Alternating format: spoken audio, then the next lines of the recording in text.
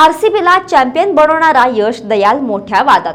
लग्नाचं आमिष दाखवून लैंगिक शोषण केलं, तरुणीच्या आरोपानं खळबळ. काय आहे हे प्रकरण जाणून घेऊयात थोडक्यात. IPL गाजवणाऱ्या आणि रॉयल चॅलेंजर्स बंगळुरूला चॅम्पियन बनवण्यात महत्त्वाची भूमिका बजावणाऱ्या वेगवान गोलंदाज यश दयालवर एका महिलेने लैंगिक शोषण, हिंसाचार आणि फसवणुकीचे गंभीर आरोप केले आहेत.